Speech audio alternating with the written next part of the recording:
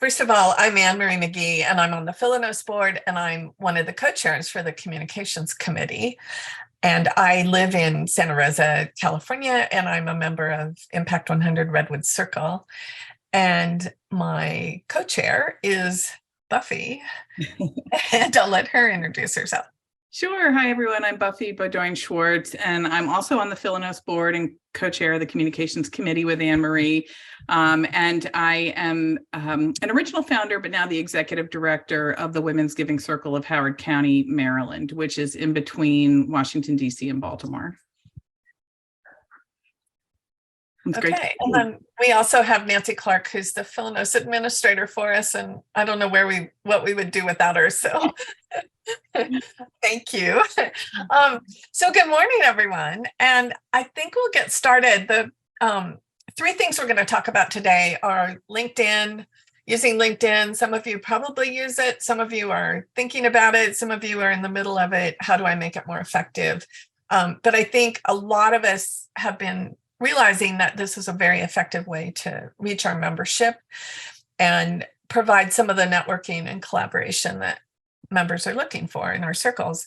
And then the second part is we're going to do some breakouts, just two breakouts, just to make it a little bit smaller, and talk about engaging your members, ways to engage them on social media, and what best practices and the things we're doing. And then the third part, we're going to end up with talking about metrics, ways that you can track and share with your own circles what you're doing.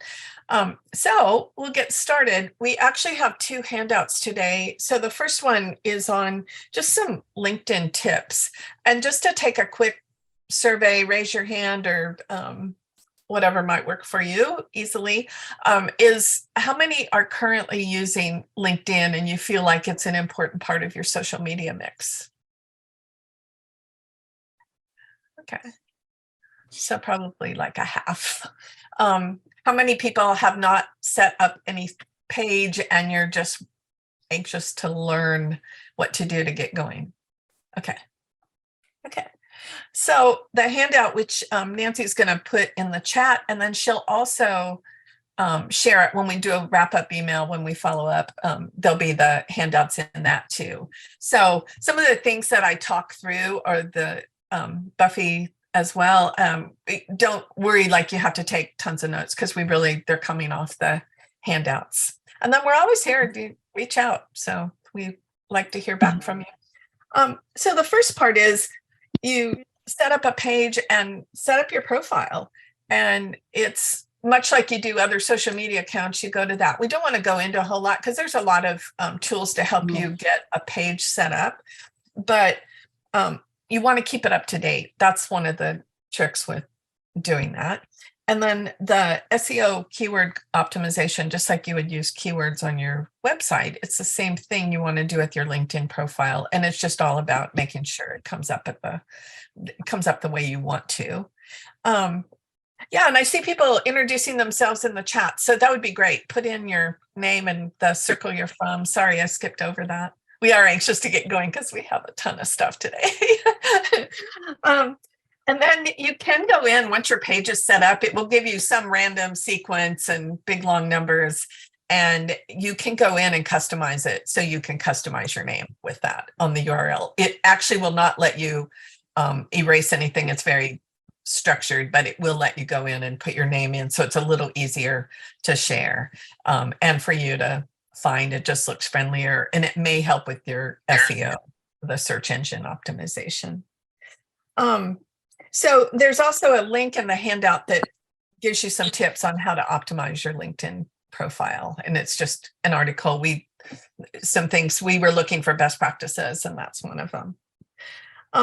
One of the really good things to do on LinkedIn is to post some of your key events. You can do like a showcase page, and you can do a tiny graphic with it, but that is a really good way to reach out beyond your circle, let them know what you're doing.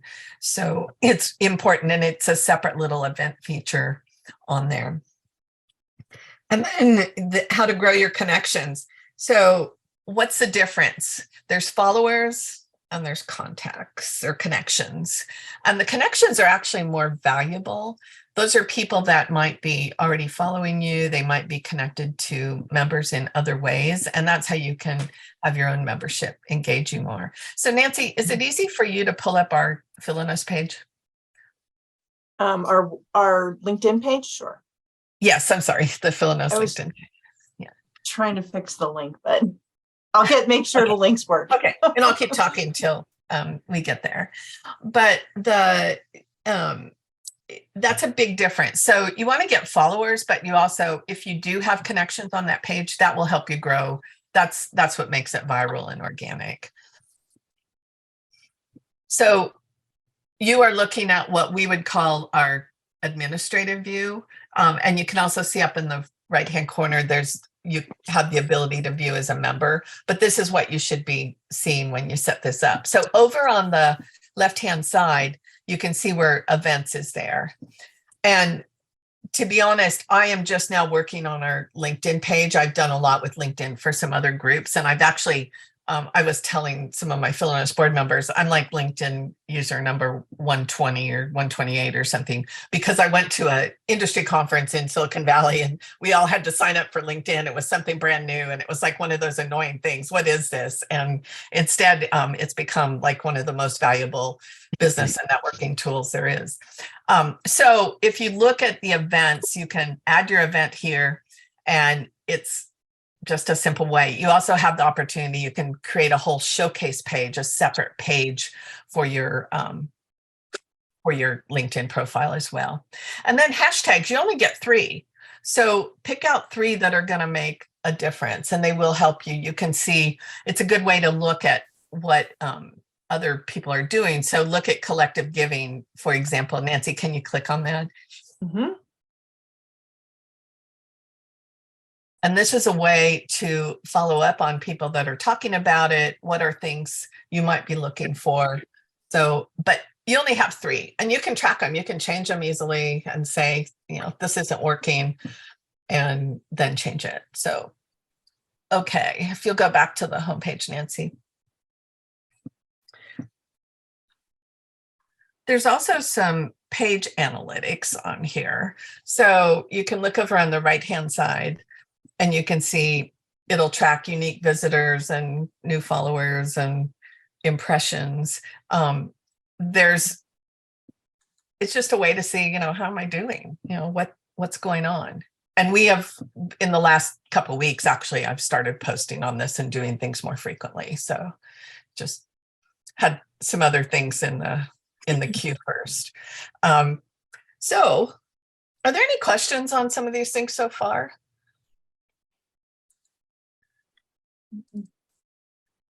Anybody? No? I have a question, Anne Marie. Okay, Carrie.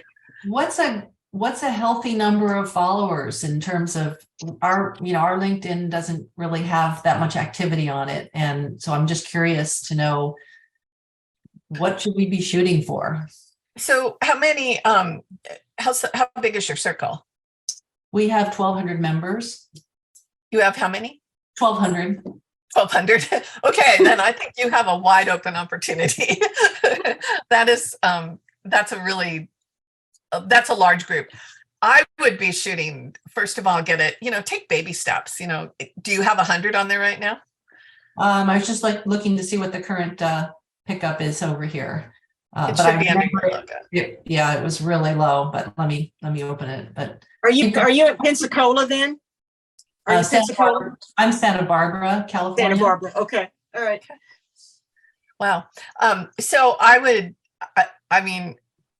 always shoot larger, but I think it is about taking the steps to get there. So first of all, it's getting people to follow you with the content, which we're going to talk about in just a second. And the second part is proactively reaching out and saying who's connected, getting your own members to connect, which we're going to talk about in the breakout sessions. So I would be shooting for 1,000 with that. I mean, that's a huge group of people. And it just depends, it could be age oriented. It could be professionally oriented. How many professional women you have, they may all already be on there. So getting them to engage and just simply add Philanos to, your giving circle to something that they would want to follow. Let's see, someone else, Mary Kwok. You have your hand up? I just wanted to say that in terms of the followers, I've really found that the only way to increase that followership is to be to reach out directly to people. We've taken our followership from like under 50 to I think about 450 over the last year. And it is literally just because I asked just about every single person who has any connection to Many Hands to connect with me on LinkedIn. And then as the admin, I could invite them. I find that very, very few people just stumble across our page and decide to follow us, but a lot of people will follow it if you ask them directly. But you have to be connected. It's also one of the really also ask positive other things because you get feedback right away, like, wow, they will, that personal connection. Yeah. And the other thing we've done is I'm sorry. I wanted to comment, but go ahead. Yeah. I was just saying you can have multiple admins at different levels. You can have other members of your board or your communications committee also be admins, and they can then invite their connections. Well, that's very helpful. Thank you. Yeah. Karen Davis, Impact San Antonio. I just wanted to say that one way, I mean, we're not extremely active on ours, and we need to do more, but one way we've gotten a fair number of followers is we have some members like the woman who was our president last year who are on LinkedIn and who have a wide community of followers in San Antonio. And she posts something on her page and then linked it to Impact San Antonio. And we've gotten a number of them through that. So if you have somebody, a member who's already, very active on LinkedIn through their business or whatever, ask them to link to Impact or to your chapter or whatever, that a lot of times people are curious and they'll come over and look. Okay, thank you. Question. Yeah. How does that work?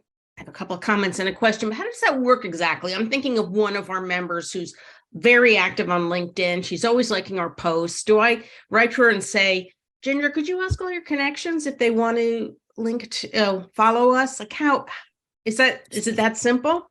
And how would she do that? Just say, hey, everybody. As Mary was commenting, see if she's willing to be an admin on your LinkedIn. Yeah. And that's the first step. And then use her for extra help with that. And that is, it's probably the easier one to find somebody that's willing to help on social media because it's already something they're doing. So, and ask her to help and then cheer her on, highlight that, thank you for your help and that you're doing this. But it's someone too, she might be interested in following content or put a couple admins on there so they can post and be part of it. So, okay. Great. Comments. One was that I was surprised by the number of people, even on our leadership team, who weren't on LinkedIn, who were kind of, I don't do social media. And they're retired, so they don't see it as something valuable for them. So there's had to be a bit of education. Actually, you can learn a lot. And that was one thing. And the second thing was we've almost doubled our LinkedIn followers in 2 years. The more we post, the more we hashtag other organizations, the more we bring in people. It's just happening organically. It is. And like I said, it has very positive feedback for it. So any other questions before I go on? So here's some quick suggestions on content. And this has been around for a while, like it's called the 5-3-2 rule. So if you do 10 posts and decide what's the time frame that you as a volunteer can realistically handle. That's the first step. You could post all day and there's businesses that have people that do this all day and that's all fine and well, but we're volunteers. So the first step is, what's a realistic time frame? Is it over the course of 2 weeks, I want to post 10 times? And so the 5 of those posts would actually be things where you're reposting content from other organizations. Follow like Philanos has a really strong partnership with Philanthropy Together. So that's an example. There's some really terrific content that comes from them. So you're just looking for things that you can repost and share with your membership that you think would be interesting to them. And that's half of your posts. So you don't even have to do anything other than to find it and repost it. And that will generate a lot of organic responses too. It's pretty fun. Could I ask a question? My co-chair handles LinkedIn and Instagram. I handle Facebook. On Facebook, I'm always looking for information that our grantee agencies or things they're doing, and all that. And people really like that on Facebook. I get the impression LinkedIn is a little different, but would something like that work on LinkedIn? Yes, it's the same concept. It's just looking for content that's going to fit. This is a chance for your circle to be more, show some thought leadership, just to look for things that more strategic, more share a video that you see, but you want to be careful about it, not overwhelm and pick carefully. And that's why I say this 5-3-2 rule. If you're going to post 10 times within 2 weeks, pick 5 careful articles, or 10 times within a month, pick 5 articles. So it's not so random. So there's some sense. If your giving circle is working on, for example, transitioning the way you might structure your grant process, then look for things that might tie into that and be more strategic and support your direction with that. So and how do you find that? Hashtags, that's a really easy way to look up some possibilities for that. Then the next part is figure out 3 posts for your circle. Again, if you're transitioning a structure or you're holding an event or something that's related to your circle, how you recruit volunteers, but 3 posts, again, if it's over the course of 2 weeks or a week or a month, it's just 3 posts that you have to figure out. So it's mixed in with that 5, but specifically talk about your circle. Then figure out your hashtags and make sure you use them. And then the second part is 2 posts that are on your membership, members that they've won an award, they're a special leader, they've been doing something special in business, but highlight 2 posts on your members or on a partner or someone that's received a grant. That could be another option. But those are your 2. So 5-3-2 is pretty easy to remember, and it's not too cumbersome or overwhelming to do that. You can always do more. You could say, okay, over the course of the week, we're going to do 5-3-2. But LinkedIn has some really special properties. So making sure that you're not overwhelming the system, that it does allow you to be quite thoughtful about it, and you'll see better growth because of that. So any comments on that? I know Buffy's been putting some things in chat, and then Nancy has a document that also has some links that talk about some of these things too. So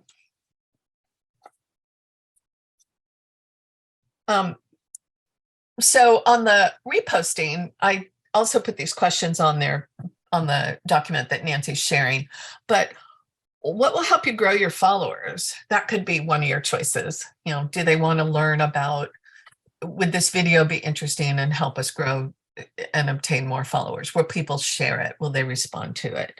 What will help you be visible in your community? Remember, our giving circles are all about local philanthropy. So what will help you be visible to the local philanthropy community? That could be another option for a repost. What will help you connect with other philanthropic leaders? Post something on somebody who's philanthropic leader in your local community, and you watch the numbers grow. Like I said, this is one of the very positive things to do. You start seeing the results and it cheers you on. It sometimes can be that extra nudge you need to say, okay, I can spend 10 more minutes doing this. So that's in other words, one. in other words, if you have like a member event at one of your agencies, to shoot a cell phone video of that and then post it. I mean, something like that. That is perfect. Yes, because it's your agency. You're getting all the more tentacles you can put out there in the LinkedIn world, the better. And that's an easy one to do. Think of, you don't have to start with the blank page here. You just have to, there's things you're already doing that maybe you weren't really thinking were that appropriate, but this is how you grow the base. What does your circle want to see? That's one. If you get feedback, oh, I love that article, then that would be one. Put that down. I'm going to do more of that one. If you do have that feedback. And then what will be interesting for your members to repost? And that's something, giving them something, one out of that 10 posts that they want to repost, that's pretty powerful. So So, but you want to help them so they aren't generating their own content. Here's something they can easily share. It's consistent with their values and what they're trying to do in their professional world, and you don't make it so jarring. So, and again, all those suggestions I just went through are on the handout. So, Okay. and you'll get it both ways. It's in chat, and then it's also going to be emailed out to you. So, Okay. Right, Nancy? Yeah, I prefer the email so I can forward it. Yeah. Yes. Yeah. I just wanted you to see that. Yeah, we actually have this. Sure. And then Okay. another thing you can do with your LinkedIn account, I know we talked about Twitter on the last Comms Club, but you can you can connect your Twitter account to your LinkedIn account. And so if you post something, it gives you the option, do you want this to go to Twitter? And you can do that. And, who knows where Twitter's going to go, but it's easy and you can just put it out there. You don't have to do anything other than say, yes, it can go to our Twitter account. So you have to connect the account, and that's in the LinkedIn settings. So if you have a Twitter account, how to maximize your reach. So we were talking about this a little bit, but one way, there's a trick with writing a text-based story. So if you have a member that's a really good writer, this is an opportunity for them. And you pick a LinkedIn hashtag. And I gave an example in this one, like hashtag storytelling, but then tell a story that's related to your circle, something that you want to highlight, not too long, no picture with it, just a story. If someone has a blog and they want to blog about your circle, this is a really good way to for reasons in the algorithm of LinkedIn, it generates more reach. So, and that's a way to engage a member that maybe just wants to write. They're not graphic oriented. And they're already doing this. You may have a member that has a blog or posts things like this, and you say, could you do something that would be 300 or 400 words for us and talk about this aspect of it? But hashtag storytelling is my example, because if you use something that LinkedIn is already using, then it expands where you go. So it's not inventing your own hashtag. So, and you can search, like in the moment, what are the top 10 hashtags on LinkedIn? That's one way to do that. But that's one I think relates to giving circles, because we all tell stories and we like stories. So, and then I gave some things. Another example is quick tips for your network, just like what's, other giving circles are doing, collective philanthropy, what's going on, successful circle events, awards. Those are all things that are appropriate to highlight.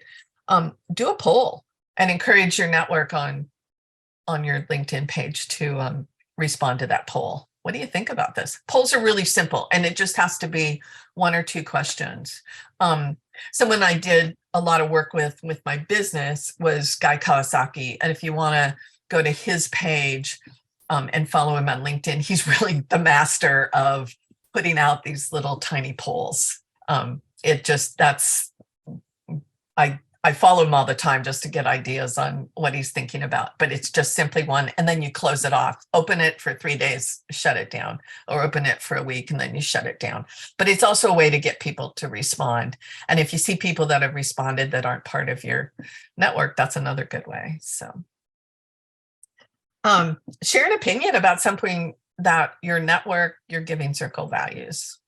Here's something that's really important to us in all the world out there. Here's something that is really important to us, and share that, because that will also attract like-minded women, like-minded followers. But that's another suggestion. And share your own or a member's personal opinion that's related on collective giving. We don't want to forget that, because that's what brings us all here. So that's another way to engage a member that maybe doesn't have time to be on your leadership team, but they can participate if you give them a one and done project. And they might enjoy that, and they might have some really interesting ideas to share. It could also be a past leadership team member, but it's someone to delegate to. And maybe you delegate out like 3 or 4 people, and over time you'll have some things coming in. So that's another idea on that. But sharing our values and sharing what's important about collective giving, that again, will attract people that will be helpful for you and grow it. The hashtags. So you have those hashtags on your page you can put in, but you also can have hashtags when you do a post, and you can find things that are relevant. You can just keep them simple. And in fact, I think the best practice is to go between 2 and 5, not more than that. So it's not the hashtag world you see on Facebook. And then we put how to schedule on LinkedIn, and that's been one. So like at Philanos, we have a free account, and so it creates a little bit different, but scheduling those posts in advance can be helpful. So it depends on how your account's set up, but there's also a tool that I've used historically as Buffer, and that's probably one of my favorite ones. So, and if you just have your LinkedIn account on it, it will help you do that. But it's also, if you've decided to do 10 posts over the month, then it may be just as well you just calendar it and say, I'm going to post this today, but you have it ready. So anyway, and then, so we put in some things, some best practices for nonprofits, picked out a few of them. It gets tricky with some of the content out there because so much of it is oriented to fundraising, and we're kind of, all of you in your circles are bridging, you're philanthropic and you're an association and it's a membership organization and it's social. So it's a little bit different, but there's still some really good practices for nonprofits, and recognizing that, we have budgets and, or no budget as it may be. So yeah. One that I'm particularly fond on here that I put in, it's LinkedIn for nonprofits, and it's from LinkedIn, but it's 8 strategies for success. And it recaps some of the things I talk about, but I think it also is just a good summary. I was looking for things, and Buffy shared some things too that we wanted you to be able to share with your organization. What is all this? Why would you want to do LinkedIn? And then we put in some additional social media resources. There's 4 links there, so you can see those.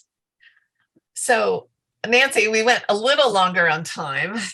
Before we move to the breakouts, are there questions on some of the things we covered?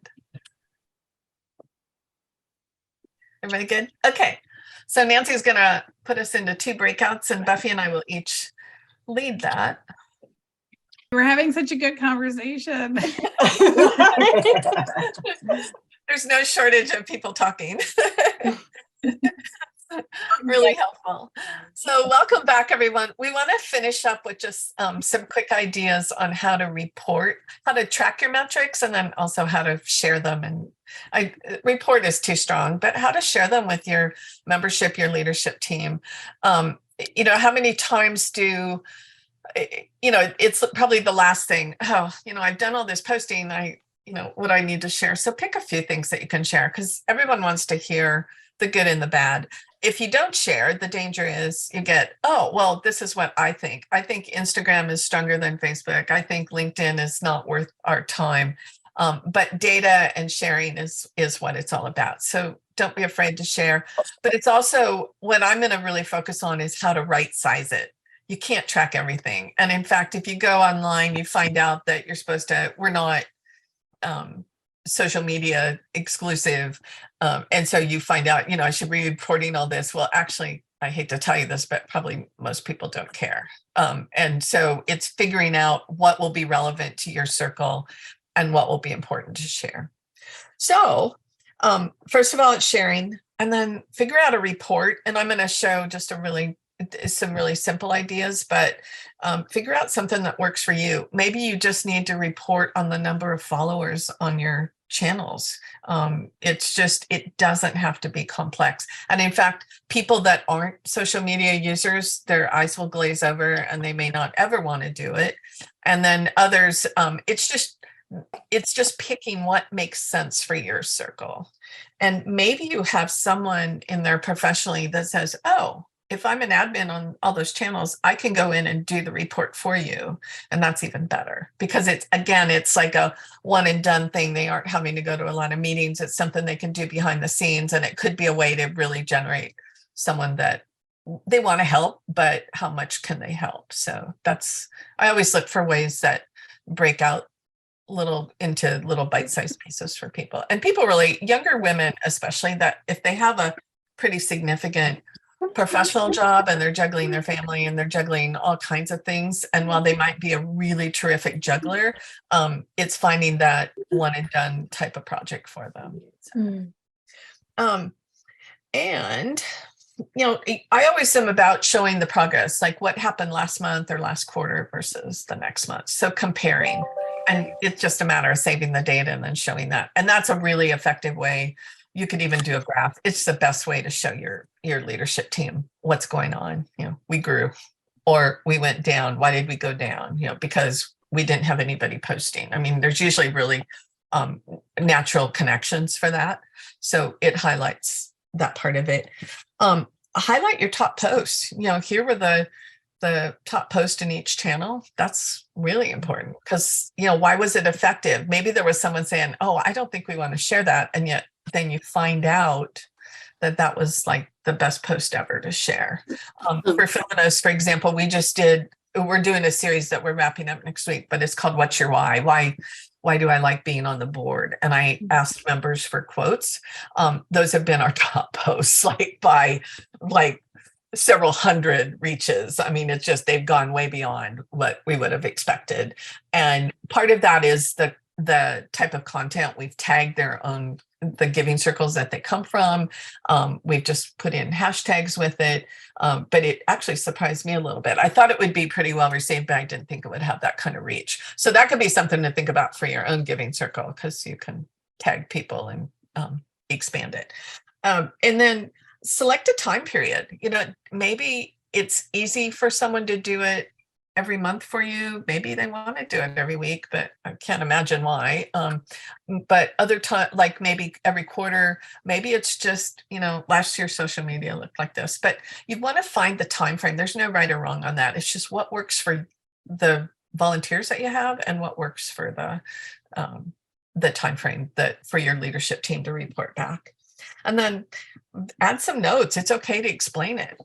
This is why this was really successful. That's where you can spend some time and get the data, and then use the data to decide where you're going to spend time. We think if we spend more time in LinkedIn, we might double our following. And so that helps you too to decide. So I did put in some links that talk about metrics for each of the channels from Twitter and LinkedIn and Facebook and Instagram. So you have those in there, just metrics to measure performance. But again, a caution is pick what makes sense for you, not try to just can't do everything. It's, what's your goal? What are you trying to accomplish? If you're trying to attract more members, then you'd want more membership oriented content. So what would what metrics do you want to know about?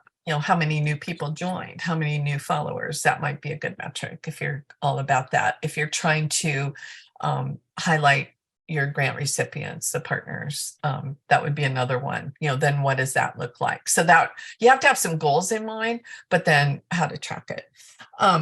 So where to find the data? So because so many of us are on free programs, that changes it a little bit. But I do use Meta. That gives me the best insight for Facebook and Instagram. So the Meta Business Suite. If you have like Hootsuite that you're paying for or some other mechanism, they give you the metrics that you want in there. But you also can go to an individual Facebook page and you can pull off, you can see if there's something that has improved or not. So it's just being resourceful with that. And then the same thing, Instagram, it's the same thing. The Twitter feed, if you go to analytics.twitter.com and I put the link in there, you get your analytics. They've made that pretty easy to follow. And then LinkedIn, you have page analytics and you also have visitor analytics. So you can see, and we were looking at the visitor analytics for a minute. And that's probably all you need. If you are tracking 10,000 followers, that might be different. But in our world, I think that's more than enough to give you some good information. Anne-Marie, yes. You mentioned something Hootsuite. Could you just explain what I'm not familiar with Hootsuite? Oh, okay. So a couple of sessions ago, we talked about Hootsuite as one of the scheduling programs. It's a subscription, and you can set up all your channels in Hootsuite and schedule from there, but it does require that you pay. There's a monthly subscription fee. There is a nonprofit rate, and that's not to be overlooked. If you have, if you're paying someone to do your social media, they may even have a Hootsuite account they're using for you to schedule. So it's just something to explore. And that's exactly the name. It's Hoot and then Suite. It's all one word. Buffer is one you can also expand it. I just use it for LinkedIn, but you can expand it and pay a little bit of a fee. And there are nonprofit fees on all this. You just ask, help me out here. Is that BUFFER? Yeah, Buffer. Yeah. Okay, all righty. Just want to make sure. I hadn't heard of that one before. We discussed Hootsuite, but I hadn't heard of Buffer. So okay, thank you. All right. Yeah, sure. And then I gave on the handout, I gave you some ideas of things that you might consider tracking to show progress for each of Facebook and Instagram. For example, on Facebook, I consolidate into what I call engagements, and Meta gives you that number too. So that you're looking at, as an example, the total reactions, the comments, the shares, and the clicks. And I just put it all into one number. It looks a little stark sometimes if you break it all out, but if you put it together, the fact is you just want people to engage, and if they engage, that's great. The reach is the other one that I look at with posts, and how far did this reach? So and I'm not going to go through each of them because we're really sensitive about time here and we don't want to keep you over, but they are all on there. Like, what would you follow on LinkedIn? The followers, the hashtags, maybe share the number of posts you did. If in a month you did 15 posts or you did 10 posts, share that with your membership, just so they know, they see the effort that's going in. The number of reposts that you did and the page views are important. LinkedIn gives you the easiest access to the metrics, and they also probably are the most relevant of all the channels for nonprofit work.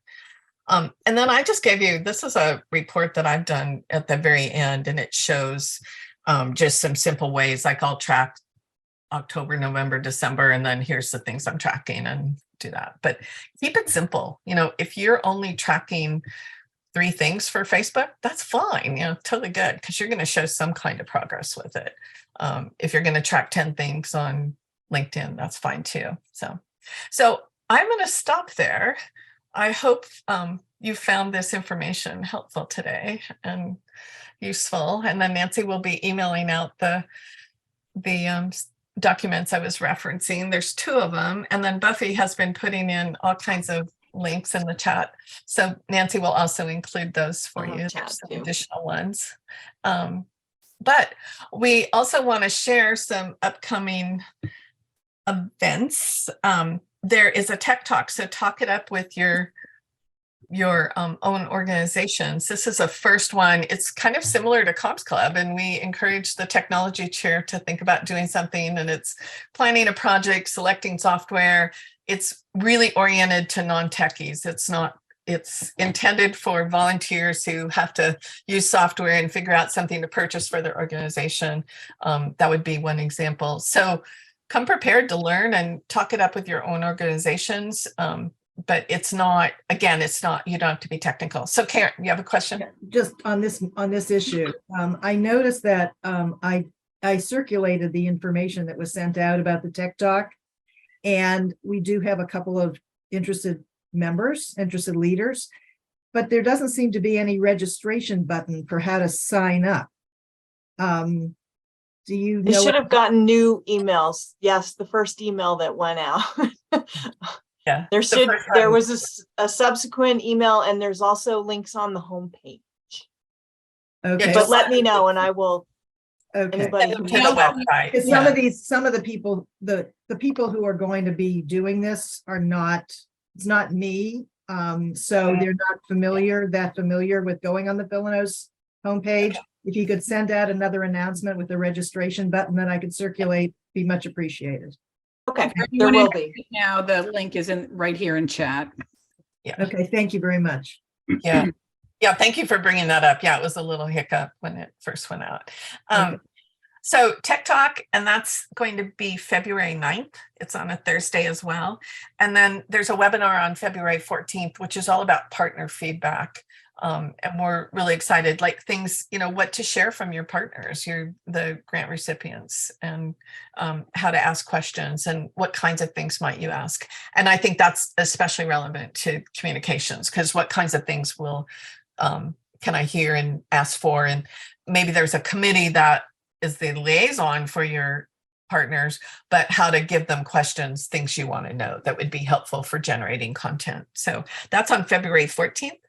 And then I'm going to turn this over to Buffy to talk about the Power Up conference in November. Yes, hopefully you've all seen some beginning information about our big national conference.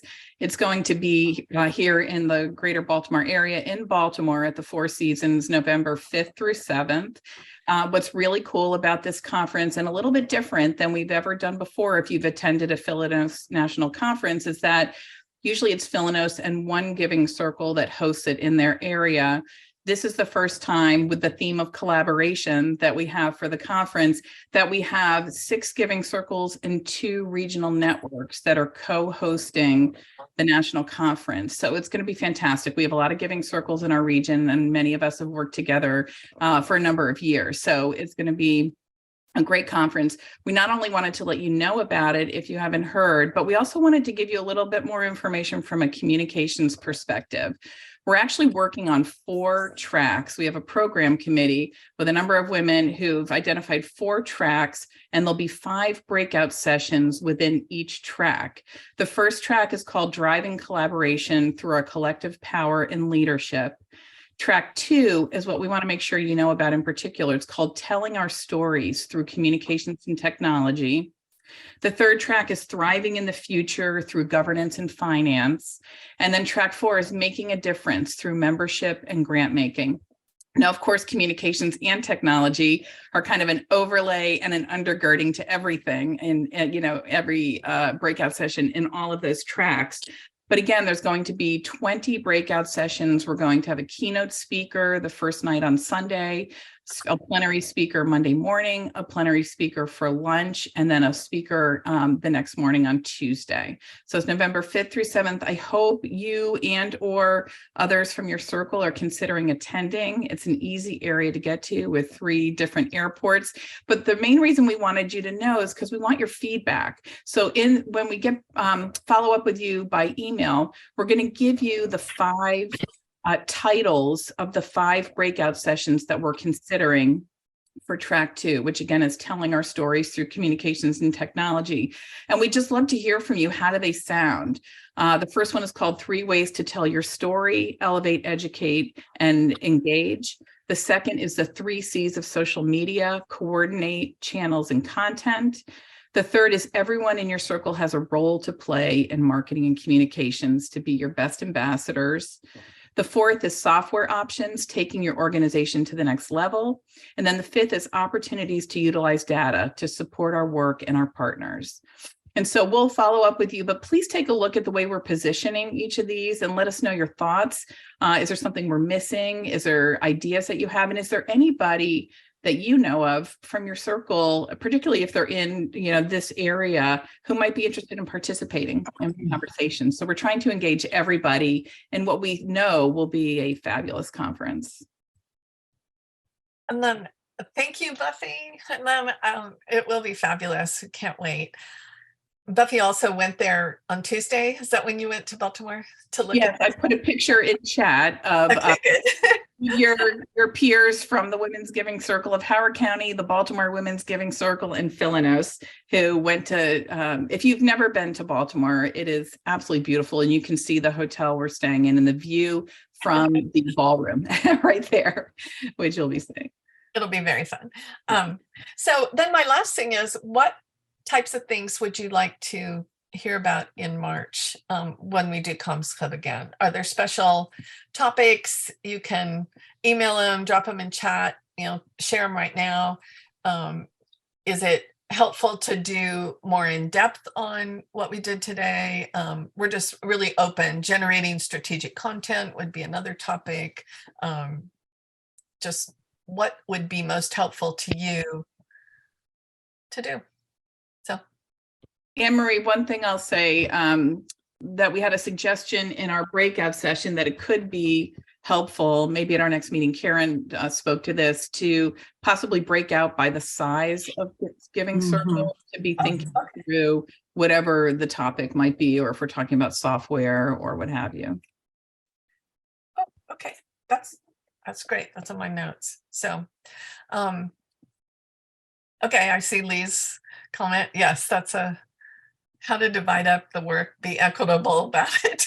We talk about equity all the time, and sometimes the workload on the communications is not necessarily equitable.